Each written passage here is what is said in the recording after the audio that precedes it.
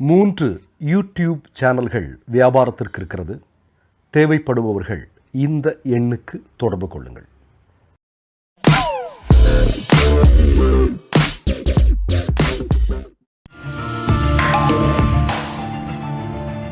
கேள்விகளை நீ கேட்கிறாயா அல்லது நான் கேட்கிறேன்?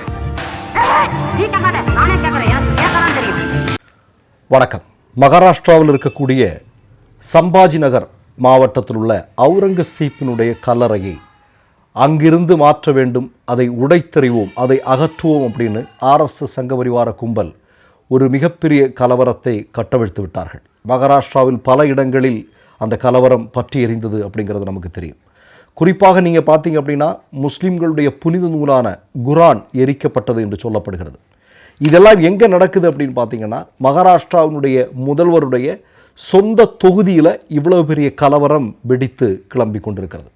இந்த நேரத்தில் இந்த கலவரத்திற்கு காரணமான விஸ்வ இந்து பரிஷத், அதனுடைய தாய் கழகமான ஆர்எஸ்எஸ், பாஜக, இந்த குண்டர்களெல்லாம் இருக்கிறாங்க இல்லையா, இவர்களின் மீது எந்த விதமான நடவடிக்கையும் மகாராஷ்டிரா அரசு இதுவரையிலும் எடுத்திருக்கிறதா என்றால் இல்லை என்றுதான் பொருள். ஆனால் நேற்றைய தினம் ஒரு சம்பவம் நடந்திருக்கு. நேற்றைக்கு மெல்ல மெல்ல இயல்பு நிலை திரும்பி விட்டது அப்படின்னு சொல்கிறானுங்க. அதாவது உங்களுக்கு தெரியும், மணிப்பூரில் இயல்பு நிலை திரும்பி விட்டதுன்னு ஒரு வருஷமாக மோடி வடை சுட்டுட்டு இருக்கிறாரு. எல்லாமே சரியாயிடும், இதோ நாளைக்கு சரியாயிடும், நாளைக்கு மறுநாள் சரியாயிடும்னு 2014 என்ன சொல்லிகிட்டு இருக்கிறாங்களோ அதே தான் மகாராஷ்டிராவிலேயே சொல்கிறாங்க. நேற்று கூட நான் பார்த்த ஒரு வீடியோ பார்த்தேன். அவ்வளவு போலீஸார் இராணுவம் வந்து அவங்க குவிக்கப்பட்டிருக்கிறாங்க. ஒரு இடத்துல இராணுவத்தையும் போலீஸையும் வச்சு மக்களுடைய பாதுகாப்பை உறுதி செய்ய வேண்டிய சூழல் இருக்குன்னா ஒரு அரசாங்கம் அங்கே ஆட்சி செய்கிறதுக்கு ஏதாவது தகுதி இருக்கா? யோசிச்சு பாருங்கள். சரி, இதெல்லாம் விடுங்க, இப்போ விஷயத்துக்கு வருவோம். இப்போ என்ன நடந்திருக்கு அப்படின்னா, விஸ்வ இந்து ஆர்எஸ்எஸ் குண்டர்கள் இருக்கிறாங்க இல்லையா, இந்த குரூப் எல்லாம் வந்து வெளியே சர்வசாதாரணமாக கலவரத்தை உருவாக்கிட்டு இருக்கிறாங்க. பாகிம் கான் அப்படின்னு சொல்லக்கூடிய ஒரு நபர், ஒரு முஸ்லீம் நபர், இவருடைய வீட்டை நேற்றைய தினம் நீங்கள் பார்த்தீங்கன்னா ஆயுதம் தாங்கிய போலீஸாருடன் அங்கே இருக்கக்கூடிய அரசு அதிகாரிகள் போய் புல்டோசரை வச்சு இடித்து தரமட்டமாக்கியிருக்கிறாங்க. ஒரு இஸ்லாமிய இளைஞருடைய வீடு. அவர் எவ்வளோ கஷ்டப்பட்டு அந்த வீடை வச்சுருப்பார் அப்படிங்கிறதெல்லாம் நமக்கு தெரியல. அந்த வீடை வந்து இடித்து தரமட்டமாக்கிட்டார். அவர் தான் இந்த கலவரத்துக்கு காரணமாக. பாருங்கள், நீங்கள் நல்லா பாருங்கள். உங்களுக்கெல்லாம் ஞாபகம் இருக்குங்கிற காந்திஜியை கொலை செய்த போது அவருடைய கையில் பச்சை எழுதி இவர் ஒரு முஸ்லீம், நான் ஒரு முஸ்லீம் அப்படிங்கிற மாதிரி ஒரு திட்டத்தை வந்து ஆர்எஸ்எஸ் சங்க பரிவார கும்பல் போட்டிருந்ததும் அது நேரு அவர்களால் முறியடிக்கப்பட்ட வரலாறுலாம் நமக்கு தெரியும் இல்லையா?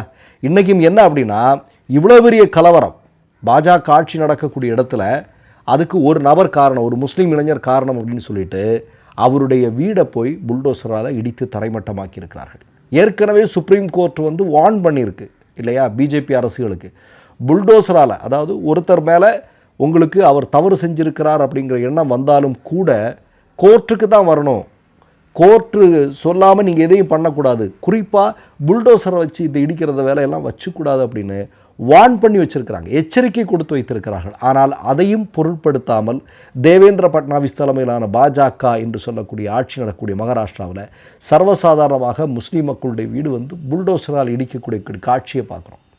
உனக்கு துப்பு இருந்தால், உனக்கு கொஞ்சமாவது துணிச்சல் இருந்தது அப்படின்னா நீ என்ன பண்ணணும்? உண்மையாக இது காலவரங்களுக்கு காரணமாக இருக்கக்கூடிய ஆர்எஸ்எஸ் சங்க பரிவார குண்டர்களை நீ வந்து தூக்கி உள்ளே போடணும். அவங்க தலைவர்கள், இதற்கு மூளையாக செயல்படக்கூடிய நாக்பூர் இல்லையா, நாக்பூர் அப்படின்னு சொல்லக்கூடிய ஆர்எஸ்எஸ்னுடைய தலைமை செயலர் சீல் வச்சு மூடணும். இல்லை, எல்லாத்துக்கும் காரணம் இவனுங்க தானே இல்லையா? இந்தியாவில் நடக்கக்கூடிய பெரும்பாலான கலவரங்களுக்கான காரணம் யார்? விதை யார்? ஆர்எஸ்எஸ் சங்க பரிவார கும்பல் தானே. சுதந்திரத்துக்கு பிறகு இந்தியா எப்போதெல்லாம் அமைதி இல்லாமல் தவித்து கொண்டிருக்கிறதோ அப்போதெல்லாம் அதற்கு ஊர் விளைவிக்க, அதுக்கு பிரச்சனையை உருவாக்கக்கூடியவர்களுடைய போய் அப்படின்னு அதனுடைய ஊற்றுக்கண்ணை போய் தேடி பார்த்தீங்கன்னா அது எங்கே போய் முடியும்? சங்க பரிவாரங்கள்ட்ட தான் போய் முடியும் இல்லையா? அது எல்லாருக்குமே தெரியும். ஆனால் உனக்கு அது துப்பு இல்லை, அது பண்ணுறதுக்கான துப்பு இல்லை. ஆனால் நீ என்ன பண்ணுற? அப்பாவிகளுடைய வீடை போய் புல்டோசரால் இடிக்கிற, அதுவும் ஆயுதம் தாங்கி. உனக்கெல்லாம் வெக்கமாக இல்லையா அப்படின்னு இந்திய மக்கள் உன்னை பார்த்து கேட்க வேண்டிய சூழல் வெகு தொலைவில் இல்லை அப்படிங்கிறதா தோணுது. ஒட்டுமொத்தமாக நான் என்ன சொல்கிறேன்னா, கலவரங்களை உருவாக்கியே கட்சியை வளர்க்கக்கூடிய நபர்களாக இவர்கள் இருக்கிறார்கள். மக்கள், நான் என்ன சொல்கிறேன்னா, மகாராஷ்டிராவில் இருக்கக்கூடிய மக்கள் நல்லா புரிஞ்சுக்கணும், இவனுங்க எவ்வளோ பெரிய ஆபத்தானவனுங்க, இவனுங்க யாருக்கானவனுங்க இல்லையா? இப்போ சம்பாஜியை பற்றி பேசுகிற நம்ம கேட்குற ஏதாவது ஒரு கேள்விக்கு மோடியால் பதில் சொல்ல முடியுமா? இதே சம்பாஜி அவுரங்கசீப் கூட சேர்ந்து சிவாஜி எதிர்த்தாரா இல்லையா? மோடி பதில் சொல்ல முடியுமா? மோகன் பாகவத் பதில் சொல்ல முடியுமா? தேவேந்திர பட்னாவிஸ்ல கேட்குறேன், பதில் சொல்ல முடியுமா? சம்பாஜியை பற்றி அவர் ஒரு பெண்கள் விஷயத்தில் ரொம்ப மோசமானவர், நிர்வாக ரீதியாக ரொம்ப மோசமானவர் அப்படின்னு ஆர்எஸ்எஸ்னுடைய முக்கியமான நபராக இருக்கக்கூடிய சவர்கர் எழுதியிருக்கிறா இல்லையா? இதை உங்களால் மறுக்க முடியுமா? நீ சாவான்னு ஒரு படத்தை பண்ணுற, இது மாதிரியான விஷமத்தனமான கருத்துக்கள் உள்ள படங்களை தயாரிச்சுக்கிட்டு அது வரைய கலவரங்களை உருவாக்குறதுக்கு நீ முயற்சி பண்ணுற. இந்த படங்களெல்லாம் தயாரிக்கிறவன் நடித்தவன்லாம் இன்னைக்கு கங்கனா ரனாவத்தில் எங்கே இருக்கிறான்னு தெரியல. செருப்படி வாங்கிட்டு கையால் அடியை வாங்கிட்டு நீங்கள் கங்கனா ரனாவத் எங்கே இருக்க, அக்ஷய்குமார் எங்கே இருக்கிறாங்க, இவன்லாம் எங்கே இருக்கிறாங்களே தெரியல. மக்கள் அந்த அளவுக்கு நிராகரிக்கிறாங்க இவங்களை. ஆனாலும் நீ மக்கள் மத்தியில் ஒரு பதட்டத்தை உருவாக்குறதுக்கு தொடர்ந்து இது மாதிரியான விஷயங்களை உருவாக்கியிருக்கிற அப்பாவிகளை தண்டித்து கொண்டிருக்கிறாய் அப்படின்னு இந்திய மக்கள் சொல்கிறாங்க. மற்றொரு நிகழ்வில் சந்திப்போம். நன்றி, வணக்கம். மை நேம் இஸ் ரெட் சேனலை சப்ஸ்கிரைப் பண்ணிக்கோங்க. அதுக்கப்புறமா பக்கத்தில் இருக்கிற ஜாயின் பட்டனை கிளிக் பண்ணீங்கன்னா ஒரு நியூ பேஜ் ஒன்று ஓப்பன் ஆகும். அதுலேயும் ஜாயின் பட்டனே கிளிக் பண்ணிக்கோங்க. அதில் பார்த்தீங்கன்னா credit R debit card options இருக்கு. இதில் உங்களுக்கு விசா, மாஸ்டர் கார்டு, ரிப்பே அப்படின்னு 3 ஆப்ஷன்ஸ் கொடுத்துருக்காங்க. அதில் நீங்கள் எந்த கார்டு சூஸ் பண்ணுறீங்களோ அந்த கார்டோட நம்பர் என்டர் பண்ணிக்கோங்க. அப்புறமா கார்டோட வேலிடிட்டி மந்த் அண்ட் இயரை டைப் பண்ணிக்கோங்க.